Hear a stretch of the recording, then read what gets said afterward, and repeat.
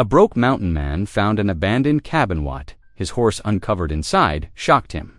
He thought it was just another stormy night, another broken shack on a lonely trail. But when his horse pawed at the dirt floor, the man uncovered something no drifter ever expects: a starving girl hidden beneath the ruins. She's half Apache, hunted, and carrying a secret tied to the only spring for miles. Now this broke man, with nothing left to his name, must decide walk away or risk his life to protect her. But the townsfolk don't want her here, and the powerful rancher who controls the water will do anything to see her gone. As fires burn, guns are drawn, and promises made at a dying woman's bedside come to light. The fight for survival turns into a battle for justice, mercy, and family. What happens when a forgotten cabin hides the key to the town's future? And a drifter must choose between despair and redemption. Will he stand, or will they both be lost to the dust? Tell me in the comments where you're watching from right now, and if this story speaks to you, make sure you hit subscribe so you don't miss the next one through the drumming rain on the cabin's tired roof. Elijah Ward stared at the hole his horse had found, his weathered hands trembling as he held the sputtering lamp closer. The root cellar gaped like a dark mouth in the cabin floor, wooden planks scattered where ashes had pawed them loose. The horse's instincts had led them to something Elijah never expected to find in this abandoned place: a child fighting for life in the darkness below. "Dear Lord," he whispered, his voice rough from disuse. The lamp's weak light caught the girl's face, half hidden in dirty rags. She couldn't be more than 12 or 13, her cheeks hollow with hunger, her breathing shallow and uneven. Apache features marked her heritage, though her skin was lighter than most of the tribe he'd known in his trading days. Elijah's mind raced. How long had she been down here? Who had left her to such a fate?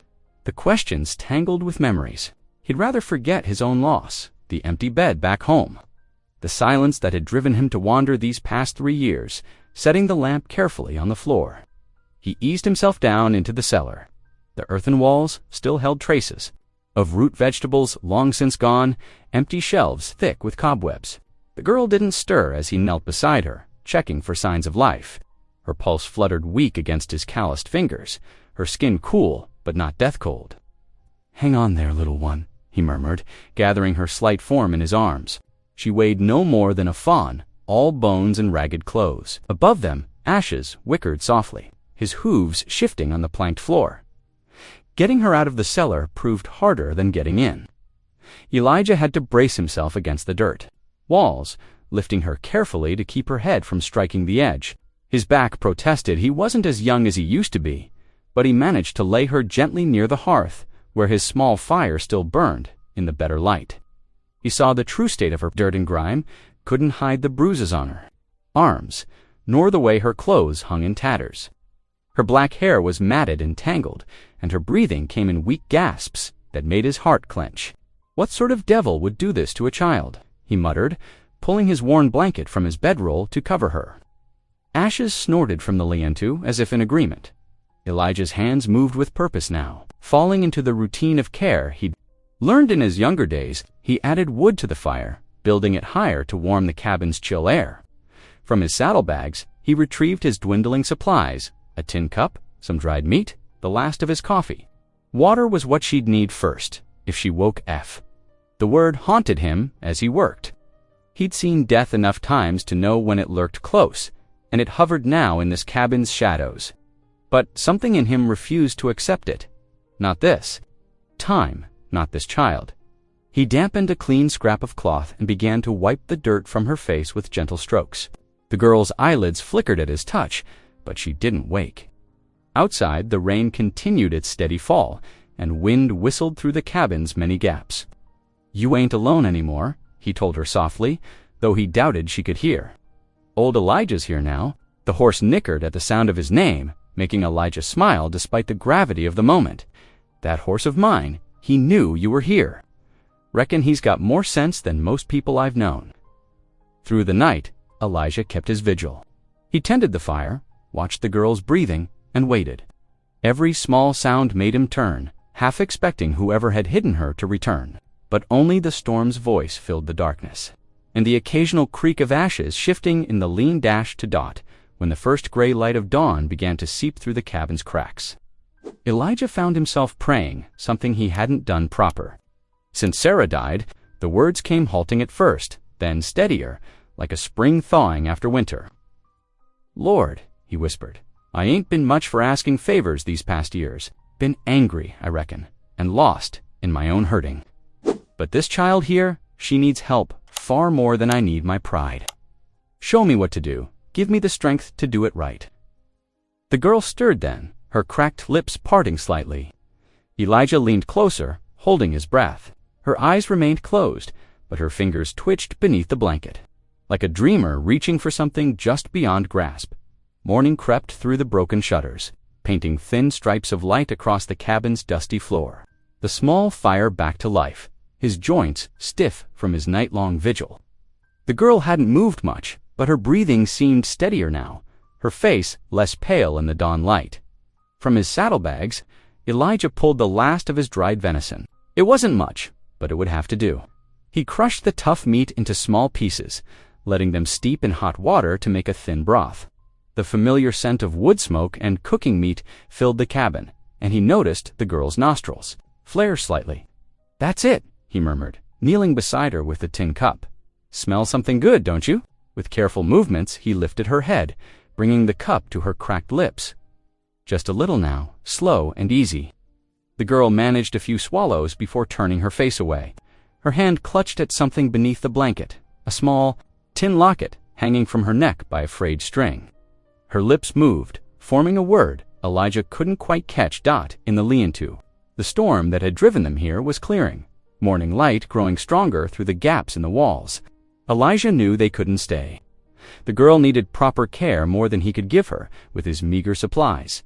He laid her gently near the hearth, making sure she was warm before starting his search of the cabin. Perhaps there would be something useful left behind, some clue to who she was, or how she'd ended up hidden away in that cellar. The cabin's single room held little rusted tools hung from pegs on the wall. A saw, a hammer, things too far gone to be of use. A shelf sagged with empty jars, thick with dust. In one corner he found a cradle, its wood soft with rot. The sight of it made his throat tight, memories of his own losses threatening to surface. A weak sound drew his attention back. To the girl, her eyes were open now, though unfocused, and her lips moved again. "What's that?" Elijah knelt beside her, leaning close. "Lena," the word came out as barely more than a whisper, but clear enough. "Lena," he repeated softly. "That your name?" She managed a tiny nod before her eyes drifted shut again. Her fingers still clutched the locket, and Elijah gently touched it. "Mind if I take a look at that?" When she didn't resist, he carefully opened the small tin case.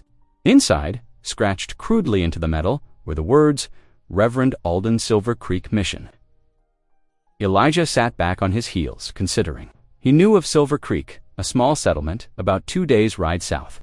He'd traded there once or twice in better times. If this Reverend Alden knew something about Lena, it was their best hope. As evening approached, Elijah had made his decision. They couldn't stay in this broken-down cabin, and Lena needed help he couldn't provide.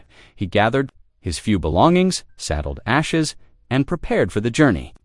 "We're getting you somewhere safe," he told Lena as he wrapped her carefully in his bedroll.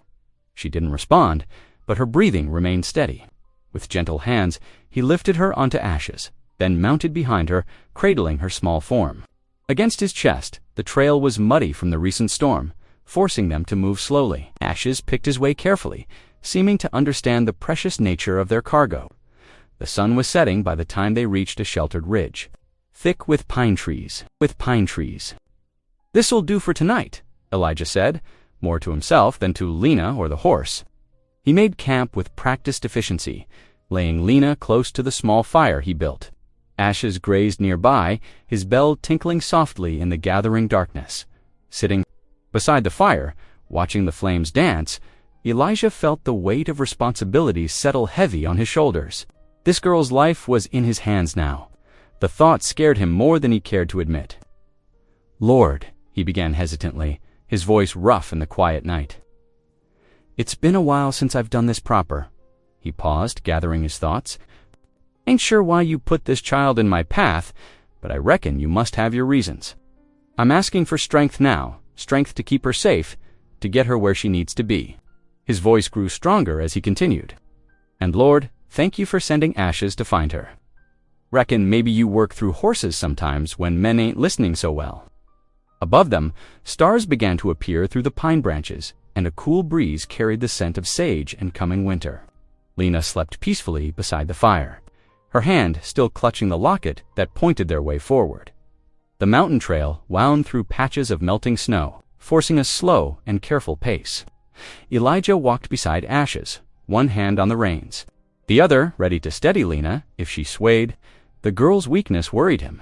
She could barely keep her head up some moments, slumping forward against the horse's gray mane.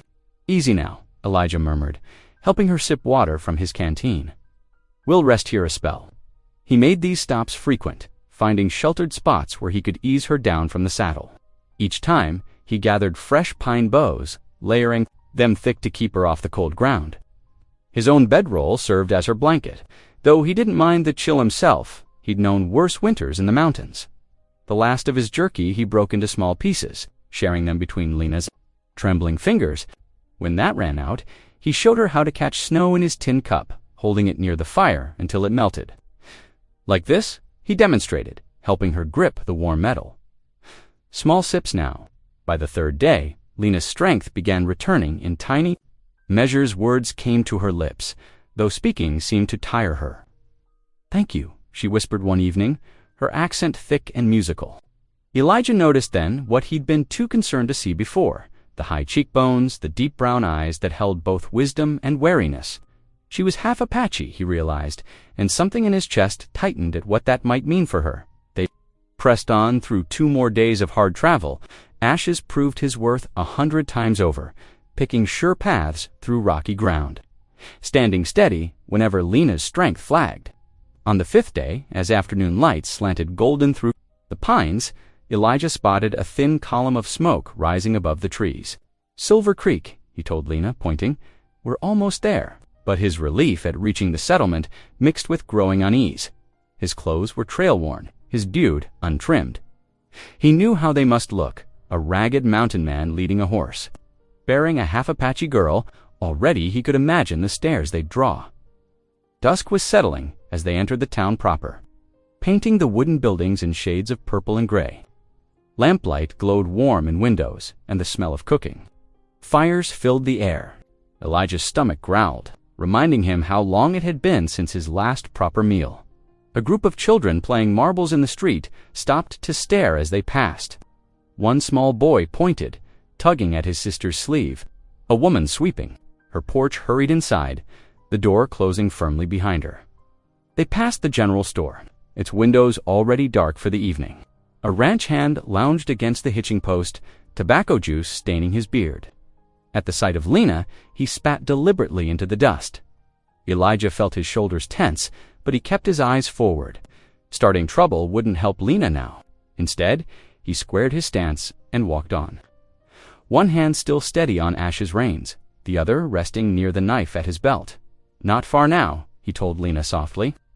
She sat straighter in the saddle, her own pride showing through despite her. Weakness. The mission house stood at the edge of town, its white clapboard walls gleaming faintly in the fading light. A simple cross hung above the door, and a neat garden spread along one side, though the plants were dormant for winter. Smoke rose from the chimney, a good sign that Reverend Alden was home. As they approached the front steps, Elijah heard whispers. From the street behind them, he turned to see several townspeople gathering, their faces a mix of curiosity and something darker. A man in a shopkeeper's apron muttered something to his neighbor, who nodded with a scowl. Ain't proper, came a voice from the crowd. Bringing that kind here, Elijah felt heat rise in his chest, but before he could respond, the mission house door opened. Light spilled out onto the porch, and in its glow stood a tall figure in a black coat. Can I help you, friend? The voice, it was kind but carried authority. Reverend Alden, it had to be. Elijah cleared his throat. Reckon you can, Reverend. Found this girl, he gestured to Lena, who had pulled the locket from beneath her blanket. It caught the lamplight, glinting. The Reverend stepped forward, his eyes moving from Elijah to Lena. Recognition flickered across his weathered face as he saw the locket, followed by something that might have been guilt. "Dear God," he whispered. "Child, is that you?" Inside the mission house, warmth from the crackling hearth wrapped around them like a blanket. Reverend Thomas Alden, his gray hair catching the firelight, guided them to wooden chairs near the stove. Deep kindness lived in his weathered face, though worry lines creased his forehead as he studied Lena. "Let me fetch you both some stew," he said, moving to the iron pot that bubbled on the stove. "You look half-starved." While the Reverend ladled generous portions into ceramic bowls, Elijah noticed how his hands trembled slightly. The old man's eyes kept darting to Lena, who sat hunched in her chair, still clutching the locket. "Found her in an abandoned cabin," Elijah explained, accepting a bowl of steaming stew, hidden away in a root cellar, near dead from cold and hunger. He described how ashes had led him to her. Watching as the color drained from Alden's face, the Reverend sank heavily into his chair. "Dear Lord," he whispered, I was certain she was gone. You know who she is?" Elijah set down his spoon, suddenly alert.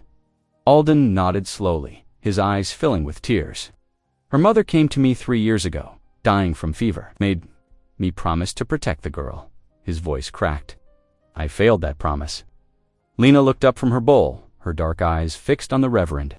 Recognition flickered across her face.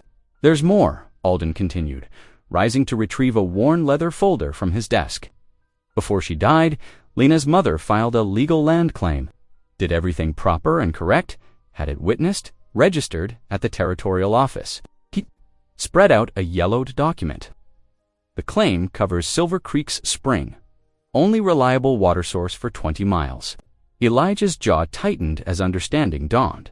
The ranchers, indeed, Alden's voice was heavy with regret. The big spreads depend on that water. When word got out about the claim, he shook his head. They drove Lena's mother into hiding. After she died, I kept Lena here at the mission, tried to protect her. But men came one night, faces covered. Said they'd burn the mission if I didn't send her away." Anger rose in Elijah's chest like a storm. "So you abandoned her?" "No." Alden's response was sharp. "I arranged safe passage for her, but the wagon never arrived at its destination. I searched for weeks, found nothing, assumed the worst." He turned to Lena. "Child, I am so sorry." Lena's fingers worked the locket's clasp.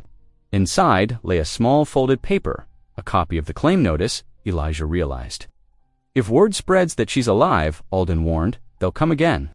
The spring means everything to this town's powerful men. They won't let a half-Apache girl's claim stand, legal or not." Outside, a dog barked in the distance. Shadows moved past the window, townspeople still lingering, curious about the strangers at the mission. "You can't stay here," Alden said softly. "They'll be watching now." "I can give you supplies, money for travel." Elijah's mind raced. He could leave now, avoid this trouble. He was a drifter, used to keeping clear of other folks' fights. The smart choice would be to ride out before dawn, find easier trails. But then Lena's small hand found his, her fingers cold but her grip sure. Something in that touch reached past his defenses, past years of loneliness and loss. He saw in her eyes the same trust his daughter had shown before the fever took her and her mother both. "We'll need more than supplies," he said finally. "Got any spare blankets? Any spare blankets?" Relief flooded Alden's face. The old preacher hurried to gather bedding, helping arrange a comfortable spot near the hearth for Lena. She fell asleep almost instantly, wrapped in wool and warmth, the locket still clutched tight. Elijah lay on his own blankets nearby, but sleep wouldn't come. His mind turned over the dangers ahead, the enemies yet unseen. The fire's dying embers painted shadows on the walls as he considered his choice. Glass, he rose quietly. His knife needed attention. He worked the whetstone along its edge with practiced strokes. Next, he checked Ash's saddle where it hung on pegs by the door, testing each strap and buckle. Let them come, he thought. He'd been alone too long carrying his grief like a stone. Now God had put this child in his path, given him a chance to protect something worth fighting for. He wouldn't fail her. The morning sun streamed through the mission's windows as Lena insisted on helping with the breakfast. Dishes. Her thin arms trembled as she dried each plate, but determination shone in her eyes. "You should rest more," Elijah said, watching her from his seat at the worn kitchen table. "I help," she replied firmly in her broken English, stacking another tin plate. Reverend Alden smiled at her persistence. "The Lord favors willing hearts," he said, bringing over a primer book and some paper. "Perhaps we can work on your letters while you regain your strength." That evening, after the day's chores were done, Elijah sat with Lena at the missions table. Lamplight cast a warm glow as he helped her trace letters with shaky fingers. His own reading wasn't perfect years, in the mountains had left him rusty, but together they sounded out simple words from Scripture. "The Lord is my." Lena followed each word with her finger. "Shepherd," Elijah finished, his voice gentle. Something about teaching her stirred memories of reading to his own daughter. Long ago, days settled into a rhythm. Mornings found Lena in the chicken coop, scattering feed and collecting eggs. Though still weak, she moved with growing confidence. Elijah took on whatever work he could find, splitting wood for elderly widows, mending broken fences for farmers too busy with harvest. His calloused hands stayed busy while keeping watch over Lena. Not everyone welcomed them. Some townsmen would spit in the dust when passing, muttering about water rights and that Indian girl. But others began to soften. Mrs. Peterson, the baker's wife, brought fresh bread after Elijah fixed her broken gate. Old Tom Wheeler nodded respectfully when Lena helped his arthritic hands button his Sunday coat. "You're good with tools, Reverend Alden," observed one afternoon as Elijah repaired the mission's loose porch steps. "The town needs honest work like yours." "Reckon so," Elijah replied, driving another nail.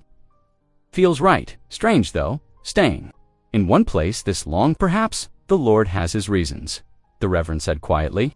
One evening, word came that young Jimmy Carter, son of the biggest rancher in the valley, had taken ill with fever.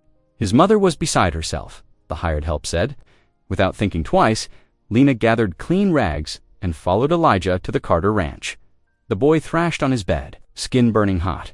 Mrs. Carter stood in the corner, wringing her hands, while her husband paced the porch, casting suspicious glances at Lena. "Let me help," Lena said softly, dipping cloths in cool water. With gentle movements, she bathed the boy's forehead, humming what might have been an Apache healing song. Through the night, she tended him, changing the cloths whenever they grew. Warm. By morning, Jimmy's fever had broken. Mrs. Carter's hard expression had melted as she watched Lena's patient care. Even Mr. Carter managed a gruff thank you before they left. "You did well, Elijah," told Lena as they walked home in the dawn. Light. Pride filled his chest, watching her straight-backed stride. She wasn't just surviving now, she was healing others. That evening, as they sat by the mission's hearth, Elijah realized something had changed in him. The emptiness that had driven him to wander was filling with new purpose. Watching Lena practice her letters, seeing her smile at Reverend Alden's gentle praise, he felt the warmth of family again, but trouble lurked in the shadows. As night deepened, the sound of horses moving slowly around the mission house drew Elijah to the window. Dark shapes circled in the moonlight, riders watching, waiting. Their intentions hung heavy in the air like storm clouds. Moved quietly to his old rifle, checking the load. The familiar weight of the weapon steadied him as he took up position near the door. In the dim light, he could see Lena sleeping peacefully on her pallet near the hearth. "Lord," he whispered, "give me strength to protect her." His finger rested near the trigger as hoofbeats circled closer. The night stretched long before them, full of unseen dangers. The weeks slipped past like snowflakes drifting down from pewter skies. December settled over Silver Creek, dusting the town's wooden buildings with white powder that glowed in the morning light. Inside the mission house, warmth and routine took hold. Each morning, Lena rose early to help with breakfast, her movements growing stronger and more sure. She learned to make biscuits under Reverend Alden's patient guidance. Flour, dusting her dark hair as she kneaded dough. Elijah would come in from feeding ashes, stamping snow from his boots, to find fresh coffee waiting and Lena's shy smile of welcome. Their days fell into comfortable patterns. After morning chores, Lena would sit at the mission table carefully. Forming letters in the primer book, her English improved steadily, though she still peppered her speech with Apache words when excited. Elijah discovered he had a knack for teaching, breaking down complex words into simple sounds they could tackle together. "Sound it through slow," he'd say, pointing to each letter. like tracking prints in fresh snow, one step at a time. Lena would nod, her face screwed up in concentration. Right-teousness, she'd sound out carefully, then beam with pride when she got it right. Reverend Alden spent long hours in his study, poring over old documents and legal papers. One morning, his triumphant voice called them in. Spread carefully. On his desk lay a weathered piece of parchment, its edges worn but its text still clear. The original land deed, he announced, adjusting his spectacles. Filed properly with the Territory Office 5 years ago. Your mother was very thorough, Lena. Her mark and seal witnessed and notarized. Lena touched the document reverently, tracing her mother's signature. Elijah leaned closer, studying the carefully drawn boundaries that encompassed Silver Creek's precious spring. This is legal, he asked, hope rising in his chest. It'll hold up, Alden nodded firmly. Absolutely binding. I've confirmed it with the Territorial Office. Once we present this at the town meeting, Lena's inheritance will be secure. That evening, over a supper of venison stew and fresh biscuits, plans took shape. Alden would read the deed publicly at the next town gathering, making Lena's claim official. As they talked, Elijah found himself thinking of the abandoned cabin where he'd found her. Needs work, he mused aloud, but with some new boards. Fresh chinking between the logs could be right comfortable come spring. Lena's eyes lit up. A real home? She asked softly. Reckon so, Elijah replied, surprised by how natural the idea felt. Got good water nearby, space for a garden, maybe even some chickens of your own. For the first time in years, laughter rang freely around the mission's supper table. Reverend Alden told stories from his circuit-riding days, while Lena shared memories of her mother's cooking. Even Elijah found himself chuckling at tales of Ash's stubborn antics, but each night, after Lena was asleep, Elijah would clean his rifled by lamplight. The weight of opposition hung heavy in town. He'd caught whispers in the general store, seen hard looks from ranchers who depended on the spring water for their cattle.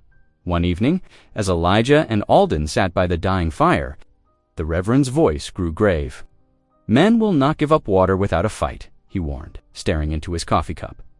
Elijah's hands tightened around his own cup, knuckles white. He knew the truth of those words. Water meant life out here worth more than gold to those who controlled it. A small hand touched his arm, and he looked up to find Lena watching him with concern. Her touch steadied him, as it always did. In her eyes, he saw the same quiet strength that had helped her survive alone for so long. For just a moment, the mission house felt like an island of safety. The lamp cast warm shadows on the walls, and the snow fell softly outside. Reverend Alden hummed an old hymn as he sorted through his papers. Lena leaned against Elijah's shoulder, drowsy from the day's work. In that peaceful instant, Elijah could almost believe everything would work out. Right. The deed would be read, justice would prevail, and they could build a real home together. But his rifle stood ready in the corner, and his ears stayed sharp for trouble. Even his hope flickered brighter than it had in years. The night wind whispered through Silver Creek, carrying winter's bite. Inside the mission's wooden shed, Elijah ran a curry brush over Ash's gray coat, the familiar motion soothing his nerves about tomorrow's town meeting. Long shadows as he worked, speaking soft words to his trusted companion. Gotta look proper tomorrow, old friend, he murmured, picking debris from Ash's mane.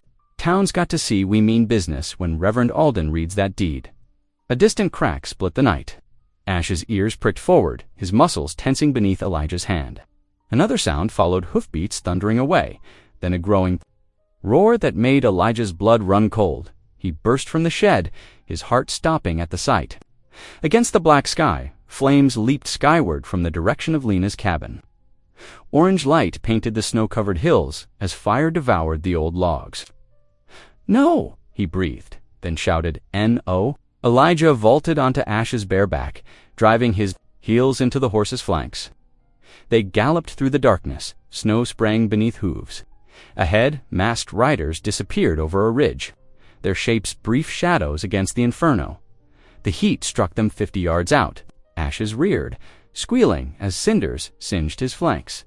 Elijah fought to control him, watching helplessly as flames consumed the cabin. The roof collapsed inward with a thunderous crash, sending sparks spiraling into the night sky. All their dreams of a home the garden they'd planned. The new boards Elijah had started collecting turned to ash before his eyes. Ashes danced nervously, his coat smoking where embers had landed. Elijah dismounted, checking his friend's burns with trembling hands. They were minor, thank God, but the horse's eyes rolled white with fear. "Easy, boy," Elijah soothed, though rage made his voice shake. Easy now. The sound of approaching hoofbeats made him reach for his rifle, but it was Lena astride, Reverend Alden's old mare. She slid from the saddle and stumbled forward, a cry of anguish tearing from her throat. "Mama's place," she sobbed, clutching her tin locket. "They burned Mama's place." Elijah caught her before she could run toward the blazing ruins. She struggled. Against him, tears streaming down her face. "All gone," she choked out. "All Mama's memories, all gone." He held her close, his own tears falling into her dark hair. The locket in her hands was blackened with soot, its surface scarred by flying cinders. More than wood and nails had been destroyed, here they'd burned away a child's last connection to her mother. Her hope for a real home, fury rose in Elijah's chest like smoke. He could track those riders, follow their trail while it was fresh, make them pay for this cruelty. His hands itched for his rifle. "We go after them," he growled. Right now, while Elijah, Reverend Alden's voice, cut through his rage. The preacher had ridden up quietly on his mule, his face grave in the firelight. "Don't let rage blind you. That's what they want to. Provoke violence. Give them excuse to drive you both out." "They can't just. We'll find another way," Alden insisted. "The law is still on our side." The deed, a distant cry from town, interrupted him. Lanterns were moving rapidly near the mission house, and shouts carried on the wind. They rode back hard, Elijah's heart pounding with fresh dread. The missions. Door stood open, spilling lamplight onto trampled snow. Inside, chaos greeted them. Papers lay scattered across the floor, furniture overturned, and there, slumped in his study chair, sat Reverend Alden. Blood matted his gray hair, one eye swollen. Shut, his spectacles lay broken on the floor beside him. "Dear God," Elijah breathed, rushing to the old man's side. "Who did this?" "Didn't see faces," Alden mumbled through split lips. 3 men wanted the deed. Lena brought water, her small hands shaking as she helped clean the preacher's wounds. Without his testimony tomorrow, the land claim would be worthless. The attackers had known exactly what they were doing. Elijah paced the room, despair settling over him like smoke. In one night, they'd lost everything: the cabin, their dreams of a home, and now perhaps their only chance at justice. He watched Lena tend to Alden, saw the tears she tried to hide, and felt something break inside his chest. The fire still burned on the hillside, a mocking beacon in the darkness. Its light filtered through the mission's windows, painting them all in shades of defeat. Even ashes, usually steady as stone, trembled in the yard. His burns a reminder of how close they'd come to losing even more. Night pressed against the mission's windows like a living thing. Elijah's hands never left his rifle as shadows moved. Outside, boots crunching in the snow, the riders had returned, their horses stamping in the yard. "Send out the half-breed girl," a voice commanded. "Nobody needs to get hurt." Elijah touched Lena's shoulder, guiding her toward the cellar door hidden beneath a worn rug. Reverend Alden, still dazed from his beating, helped them slide back the heavy planks. The space below smelled of earth and stored potatoes. "Stay quiet as a church mouse," Elijah whispered, helping Lena down. Her small fingers gripped his arm. "You won't leave." Her voice trembled. "Not without you, I promise." He squeezed her hand, then closed the trapdoor, replacing the rug just as pounding rattled the mission's front door. "Open up, Ward. We know you're harboring her." Elijah positioned himself by the window, rifle ready. Through the frosted glass, he counted at least 6 mounted men, their faces hidden by scarves. More might be lurking in the darkness.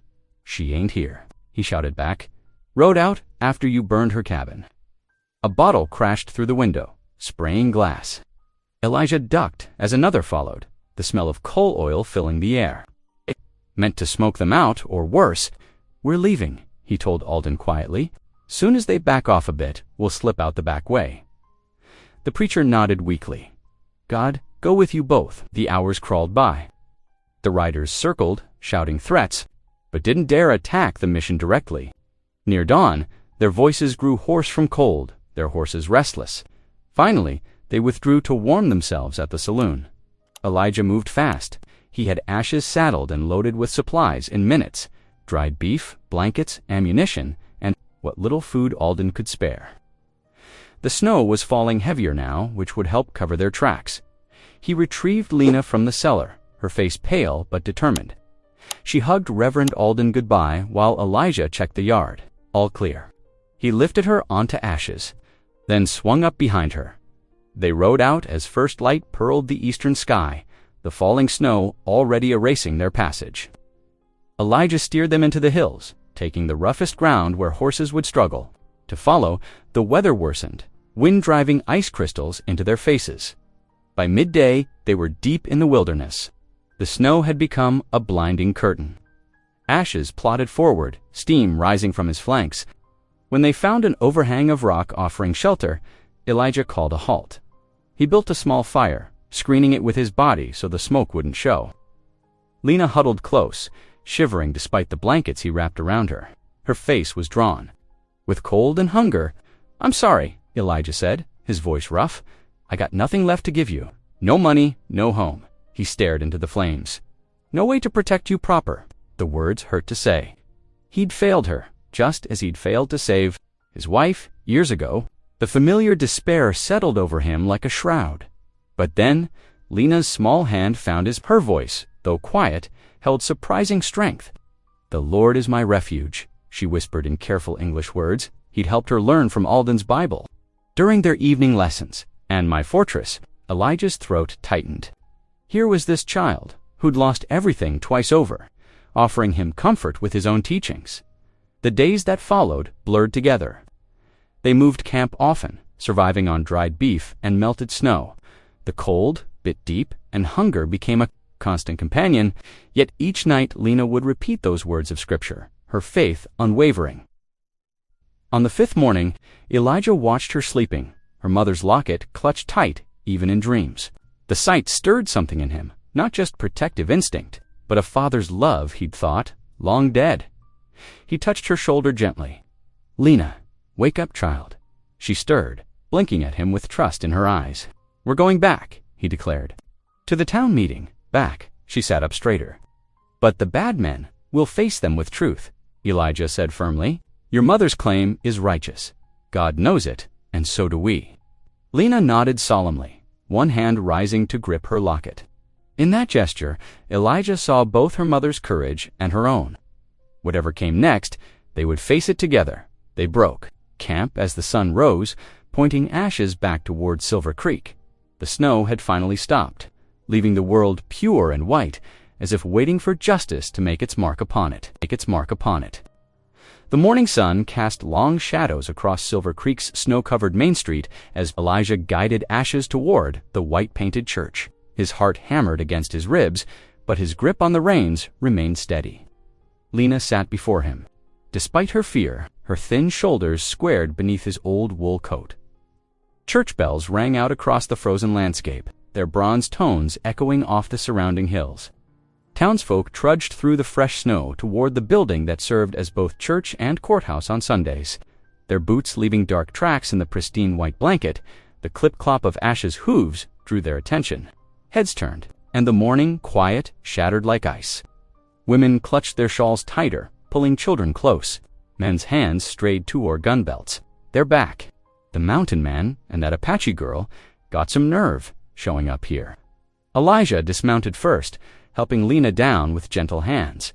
His clothes were ragged and stained with soot from the cabin fire, his beard frosted with ice, but his eyes, the air smelled of pine boughs and lamp oil. Elijah walked Lena straight to the front, past the shocked faces of ranchers and shopkeepers, past the wives who whispered behind gloved hands. At the altar, he turned to face them all. His fingers trembled slightly as he lifted the charred locket, holding it high where lamplight caught its blackened surface. "Good folk of Silver Creek," his voice rang out, stronger than he'd expected. "This here is proof of a mother's love and a child's birthright." Jake Morrison, foreman of the biggest ranch in the valley, stood up with a sneer. "Proof of nothing, Ward, just a piece of burned tin." "This locket belonged to Lena's mother," Elijah continued, ignoring the interruption. A woman who filed legal claim to the spring that feeds this valley. A claim witnessed and recorded by Reverend Alden himself that half-breed has no rights here. Someone shouted from the back. Elijah's face reddened, but he held his temper. This child bears her mother's name, the same mother who worked this land, who built a home, who followed every law you claim to respect. He looked from face to face, meeting their eyes. Will you let such injustice stand before God's altar? Heavy silence fell over the congregation. Sunlight streamed through frosted windows, painting patterns on the floorboards. Elijah could hear his own breathing, feel Lena's small hand gripping his coat. Then a high voice piped up from the middle pews. She helped me, little Tommy Webster, son of the valley's wealthiest rancher, stood on his bench. His father tried to hush him, but the boy wouldn't be silenced. Tommy's voice carried clear and true. She put cool cloths on my head and sang to me real soft. "Pa, you remember you said yourself she had healing hands." Webster Sr. shifted uncomfortably as heads turned his way. He cleared his throat, then slowly rose to his feet. "It's true," he admitted. "The girl tended my boy when others wouldn't come near, fear of the fever." In Reverend Alden's office, before the attack, it bore the territorial seal, proper and legal. A murmur rippled through the church. Elijah watched hope and uncertainty war on people's faces. Some still glared with hatred, but others looked thoughtful. Troubled by the truth before them, Mrs. Webster spoke up next, her voice gentle but firm. "I remember when Lena's mother first came to the valley. She was a good woman, worked harder than most, never caused trouble, until she tried to steal our water." Jake Morrison spat. "Filed legal claim to it," Webster corrected, surprising everyone. "There's a difference, Morrison, and you know it." The congregation stirred uneasily. More voices joined in, some defending Lena, others arguing against her. The minister tried to call for order, but the debate had taken on a life of its own. Through it all, Lena stood silent beside Elijah, her head high, her mother's locket gleaming in her hands. Elijah kept one protective hand on her shoulder, watching the tide of opinion slowly gradually begin to turn. The tension in the church reached a breaking point as voices rose higher, filling the wooden rafters with angry shouts. "The spring's been common water for 20 years, bellowed Jake Morrison, his face red with fury. "You can't give it to some half-breed girl. Watch your tongue," Webster shot back, standing protectively near his son. "That girl saved my boy." When none of you would come near, the arguing spread like wildfire through the pews. Women clutched their prayer books tight, while men jabbed fingers and shouted across the aisle. Near the back, a group of ranch hands fingered their gun belts menacingly. Sheriff Ross burst through the door, his badge catching the morning light. "That's enough." His commanding voice cut through the chaos. "This is still a house of God, and I won't have violence here." The crowd settled slightly, though angry mutters continued. The sheriff made his way to the front, boots echoing on the wooden floor. "Now then," Ross said, turning to face the congregation. "This is a matter of law, not mob rule. We'll hear the evidence proper-like." He nodded to Elijah. "You say Reverend Alden can verify this deed?" "Yes, sir," Elijah replied firmly.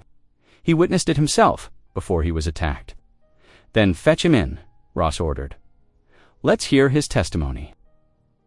2 men helped Reverend Alden through the side door. His face was bruised purple and yellow, but his eyes were clear as he took small, painful steps to the front. Lena rushed to support his arm, earning a gentle smile from the old preacher. "Reverend," the sheriff said solemnly, "can you tell us about this deed?" Alden's voice was weak, but steady. "I witnessed Maria Running Water file legal claim to the spring and surrounding acres 15 years ago. The territorial office recorded it properly." He paused to catch his breath. "I kept a copy in my records, which certain men tried to destroy when they attacked me." "Lies," Morrison shouted. "Where's your proof now?" "Right here." Webster stepped forward, pulling folded papers from his coat. "I took these from Reverend Alden's office the night of the attack, fearing something like this might happen." He handed the documents to the sheriff. "The deed bears the territorial seal and proper signatures." Sheriff Ross examined the papers carefully while the church held its breath. Finally, he looked up. "This deed is authentic." By law, the spring and surrounding property belonged to Maria Running Water's heir, her daughter, Lena. A roar of protest erupted from Morrison's corner. "This is theft. We won't stand for it." "You'll stand for the law," Ross said firmly, hand resting on his gun. "Unless you want to explain to a judge why you're defying legal property rights." "Speaking of law," Webster cut in, "I recognize those burns on Morrison's men's sleeves. Same. Ones who rode off after setting fire to the cabin." He pointed to 3 ranch hands trying to slip toward the door. "Those are your arsonists, Sheriff. Grab them," Ross commanded. Several townsmen moved to block the exits. In the confusion, Morrison himself tried to bolt, shoving past women and children, but he didn't make it far. Webster and 2 other ranchers tackled him in the snow outside. "String him up," someone yelled. "No!" Elijah's voice rang out as he strode onto the church steps. "Let the law handle him. We've had enough violence." The sheriff nodded gratefully, snapping handcuffs on Morrison while his deputies rounded up the other men. "These men will face trial for arson and assault on a preacher. The rest of you, go home. Show's over." Slowly, the crowd dispersed. Still grumbled, but others stopped to shake Elijah's hand or pat Lena's shoulder. Mrs. Webster brought them both hot coffee in tin cups. Elijah felt his legs trembling as the tension finally drained away. He sank onto the church steps, pulling Lena close. She nestled against him, her small fingers gripping his coat. "We are safe," she whispered in her soft accent, looking up at him with shining eyes. "The spring is ours." Exhaustion weighed heavy on his shoulders, but Elijah managed to smile. For the first time in years, he felt truly at peace. Justice had prevailed, and more importantly, and a home to call their own. The morning after the church confrontation dawned clear and cold. Elijah stood in the doorway of the mission, watching his breath cloud in the winter air. A movement caught his eye. Mrs. Webster coming up the path, a covered basket in her arms. "For the girl," she said softly, pulling back the cloth to reveal fresh-baked bread and preserves. "Least I could do." Throughout that day, more townspeople came. Old Man Turner brought a stack of quilts. The cooper's wife left jars of pickled vegetables. Each visitor carried something: food, blankets. Lena accepted each gift with quiet grace, her dark eyes watchful but warming. When the blacksmith's daughter brought a small rag doll, Lena's face lit up with such joy that the other girls stayed to play. Reverend Alden, still moving carefully from his injuries, sat with Elijah on the mission's front steps that afternoon. They watched as another wagon pulled up, this one loaded with timber. "For rebuilding," called Webster, climbing down from the driver's seat. "Figure we owe you that. Much after everything." Elijah's hand tightened on his coffee cup. "Some of your men helped burn it down, and some of us aimed to make it right," Webster replied steadily. "My boy might have died if not for her care. I won't forget that." More wagons arrived as the week progressed. Lumber, nails, tools, contributions from those who once turned their backs. Even former enemies came, heads bowed, offering labor instead of threats. Alden took charge of organizing the rebuild, his strength returning day by day. He spread blueprints across the mission table, marking measurements and materials needed. Men who knew carpentry offered advice. Women discussed what a young girl's home should have each evening. Elijah and Lena bedded down in the mission's tool shed, Ashes nickering softly in his corner. They lay on borrowed blankets, talking about their dreams for the new cabin. "Want flowers," Lena said one night, tracing patterns in the air, like Mama grew, and vegetables too. "We'll build you a proper garden," Elijah promised. "With a fence to keep the rabbits out, and chairs," she asked hopefully for sitting outside. "2 rocking chairs for the porch," he smiled. "We can watch the sun set together."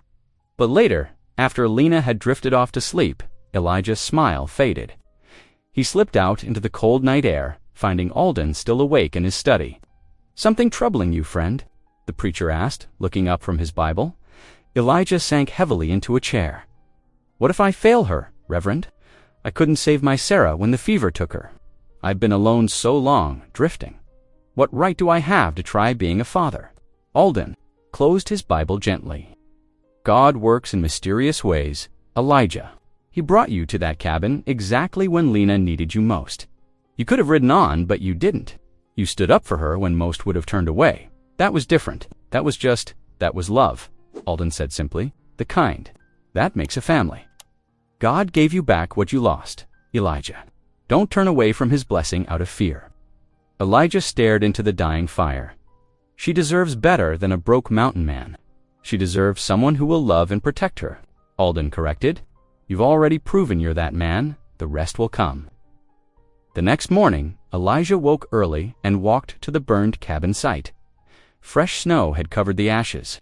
The sunrise painted the hills gold, just as it had that first morning when he'd found Lena. He stood there a long time, remembering Sarah, remembering his years of wandering. Then he heard familiar footsteps crunching in the snow. Lena slipped her small hand into his. Together, they watched the sun climb higher, turning the frost to diamonds around them. We build here, she asked softly. Elijah squeezed her hand. Yes, little one, we build here. Behind them, wagon wheels creaked on the frozen ground as the first workers arrived. Another day of rebuilding was beginning. Another day of turning wrongs to right, of making space for hope to grow. The sound of hammers would soon ring out across the valley. But for now, father and daughter stood quietly together, watching their breath mingle in the morning air, dreaming. Of the home that would rise from these ashes, the first hammer strike echoed across the valley at sunrise. Elijah paused, wiping sweat from his brow, and watched another wagon loaded with fresh-cut pine lumber rumble up the trail. Webster and his sons jumped down, already rolling up their sleeves, brought enough timber for the whole front wall, called out, "Figure we can raise it before sundown if we work together." Elijah nodded, still getting used to working alongside men who had once crossed the street to avoid him. Now they labored shoulder to shoulder, sawing boards and driving nails. The steady rhythm of their work filled the crisp morning air. Ashes proved his worth. Muscles straining as he dragged heavy logs into position. The horse seemed to understand the importance of his task, stepping carefully and waiting patiently.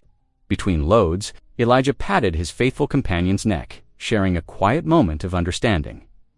Near midday, Lena's clear laughter rang out across the worksite. She darted between the rising walls, her arms full of purple and yellow wildflowers, gathered from the hillside. Other children had joined her, the cooper's daughters, the blacksmith's son, even Webster's youngest. They wove the flowers into chains and tucked bright blooms into every corner. For blessing the house, Lena explained seriously when Elijah asked, her English stronger now, like Mama taught. The sight of the children playing together, no trace of their parents' former prejudices, brought moisture to Elijah's eyes. He turned back to his work, but the sound of their laughter continued to warm his heart. As the afternoon shadows lengthened, more families arrived with food and blankets. Women set up cooking fires, the smell of beef stew and fresh bread mixing, with the sharp scent of sawdust. Someone brought out a fiddle, and soon familiar hymn tunes floated on the evening air. Amazing grace, how sweet the sound! The voices rose together, rough and sweet. Elijah found himself humming along as he fitted another board into place. The walls were taking shape now, sturdy and true. Windows framed glimpses of the sunset-painted hills beyond. He stepped back to catch his breath, studying their progress. The cabin was larger than the original, with proper rooms for both him and Lena. A wide porch would wrap around two sides, perfect for those rocking chairs they'd dreamed of. It wasn't fancy, but it would be home.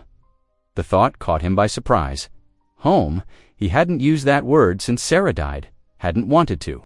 But watching Lena move among the townspeople, helping serve bowls of stew with careful concentration, he felt something shift inside his chest, like ice breaking up on a spring river, letting life flow again. Sarah would have loved this, he realized. She had always believed in the power of forgiveness to heal wounds. Hate's too heavy to carry long, she used to say. Better to set it down and make room for love instead. Looking at the rising cabin walls now, at the mixed group of people who had come together to build them, Elijah understood what she had. Meant the work wasn't just about timber and nails, it was about building bridges between hearts. Lena appeared at his side, offering him a bowl of stew. Her face was flushed with happiness, smudged with dirt, and decorated with a crown of wildflowers the other children had made her. "We have home soon," she said, leaning against his arm. "Yes, little one," he replied, his voice rough with emotion. "We surely do. As night settled over the valley, families gathered closer to the fires. More hymns rose up, peaceful in the darkness. Elijah sat with Lena beside him, both of them tired but content. Ashes dozed nearby, his day's work done. The flames cast flickering light on the half-built walls of their new home. Tomorrow they would raise more walls, nail more boards, take another step toward the future. But for now, this moment was enough. The stars above, the warmth of community around them, and the sure knowledge that Sarah's final wish for him had not been in vain. Life was returning, like spring after winter. And Elijah's heart, so long frozen in grief, was finally beginning to thaw in its warmth. December's chill settled deep into the Colorado foothills, painting frost patterns on the cabin's new window panes each morning. Inside, warmth radiated from the stone hearth, where Elijah worked carefully, his knife scoring precise letters into a thick pine beam. His weathered hands moved with deliberate care as he carved each character of Maria Yazzie, Lena's mother's name, into what would become the mantle. Lena watched from her corner by the fire, wrapped in a wool blanket, her dark eyes reflecting the dancing flames. Snow fell softly outside, but the cabin's thick walls kept the worst of winter at bay. The smell of fresh-cut pine still lingered in the air, mixing with wood smoke and the savory scent of beans simmering in the iron pot. "There," Elijah said finally, running his fingers over the finished letters. "Your mama's name, where everyone can see it? This is her house too." Lena touched the carved letters reverently. "Like writing in my primer," she said, tracing each one. Her reading had improved steadily over the past weeks, though some words still gave her trouble. A knock at the door interrupted their quiet moment. Sheriff Ross stood on the porch, snow-dusting his broad shoulders. Elijah tensed instinctively, but the lawman's expression was friendly. "Evening, Ward," Ross said, stepping inside and removing his hat. "Miss Lena," nodded respectfully to the girl. "Thought I'd stop by, make sure everything's settled proper-like." Elijah gestured to a chair, and Ross sat, warming his hands by the fire. "Wanted you both to know, I've filed all the paperwork on the spring rights. Had it witnessed by Judge Parker himself over in Silver Junction." He pulled out an official-looking document. "Nobody can contest it now. The water rights belong to Lena, same as her mother intended." Lena's face brightened like sunrise. "Mama would be proud," she whispered, clutching her tin locket. The sheriff's eyes moved around the cabin, taking in the neat rows of shelves Elijah had built, the properly chinked walls, the glass windows that had been such a luxury to obtain. "You've done good work here, Ward. Place looks right sturdy." "Had help," Elijah admitted. "More than I expected," Ross nodded.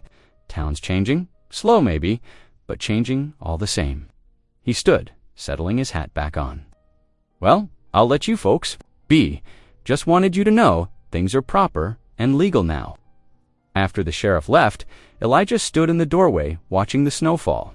For the first time in years, he let himself imagine a future stretching ahead. Evenings spent teaching Lena her letters by lamplight, Sunday hymn-singing with neighbors, shared meals around their solid table. The thought didn't hurt anymore.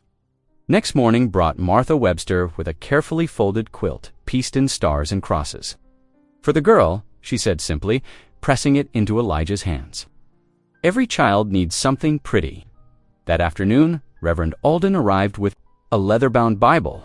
"For your shelf," he said, his face still bearing faint bruises from the beating he'd taken. God's word should have a proper place in a proper home. They came one after another over the following days.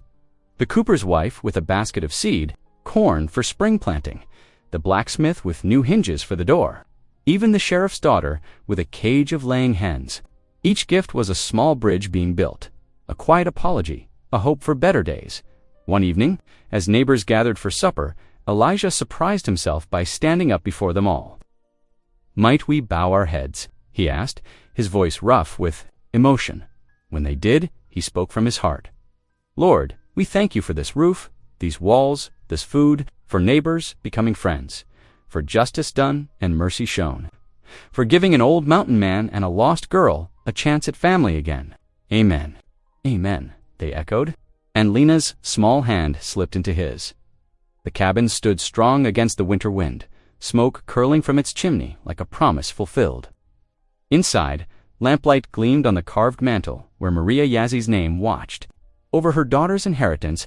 Outside, snow continued to fall, but it couldn't touch the warmth within these walls built by hands that had learned to work together, sheltering hearts that had learned to trust again. Elijah looked around at their gathered neighbors, at Lena's shining face, at the home they'd created from ruins and hope. He felt the truth of it deep in his bones. This was what Sarah would have wanted for him. This was what God had been leading him toward. On that stormy night, when ashes first pawed at those rotted floorboards, this was home. The winter sun cast long shadows across fresh fallen snow as Elijah saddled Ashes early that Sunday morning. His fingers, no longer numb with despair, worked the leather straps with practiced ease. Inside the mission, Lena wrapped herself in her new quilt, eyes bright with anticipation. "Ready?" Elijah asked, helping her mount. She nodded, settling in front of him as naturally as if she'd always belonged there. Behind them, wagons creaked into motion. Neighbors who'd helped rebuild the cabin followed, their cargo of baskets and worn hymnals swaying with each step. Martha Webster's quilted skirts rustled as she walked alongside, humming softly. Even the sheriff joined the procession, his badge catching morning light. The trail to the cabin wound through snow-draped pines. Ash's hooves broke fresh tracks, his breath steaming in the crisp air. Elijah felt Lena's small back pressed against his chest, warm and trusting. How different from that desperate ride months ago, when he'd carried her half-dead from the cellar. The cabin rose before them, solid and welcoming. New-cut logs glowed honey gold in the morning light. Smoke curled from the chimney where Reverend Alden had started a fire earlier. The windows, real glass now, reflected the sunrise like diamonds. They gathered on the packed earth of the yard. Reverend Alden's voice rose clear in prayer. "Lord, bless this house and those who dwell within. Let it stand as testimony to your mercy, a shelter for the wounded, a beacon of hope to the lost." "Amen," the group responded, their breath visible. In the cold hymns followed, familiar words carried on winter air. Amazing Grace floated up with the wood smoke, then Be Thou My Vision, voices growing stronger with each verse. Lena's clear soprano wove through the deeper tones, no longer shy about being heard. Elijah helped her dismount, then stepped onto the new porch. The boards felt solid beneath his boots, boards he'd helped plane and nail, alongside men who'd once scorned him. Through the window, he watched Lena move to the shelf where the lamp waited. Her small hand struck the match carefully, just as he'd taught her. The lamp's glow spread like honey across the interior, warming the carved mantel where her mother's name stood proud. Golden light spilled through the window, transforming the weathered cabin into something almost holy. Ashes grazed contentedly. Nearby, the same horse who'd once pawed that rotted floor to uncover a dying child. Now his coat gleamed with health, matching the peace in his eyes. Paslena's voice came soft behind him. The word caught Elijah's heart like a fishhook. He turned to find her watching him. Uncertainty and hope mingled in her face. His vision blurred as he opened his arms. She flew into them, solid and warm, and real. "Thank you, Lord," he whispered into her hair, voice rough with emotion. "Thank you." They stood together on the porch of their home, no longer a ruin but a sanctuary, no longer abandoned but beloved. The morning sun crowned the moment in glory, blessing a mountain man and his daughter. Their cabin a testament to love's power to rebuild what was broken. If you believe stories can heal, lift, and connect us, this channel is for you. Thanks for being here. Hit subscribe, and I'll meet you again tomorrow with something real.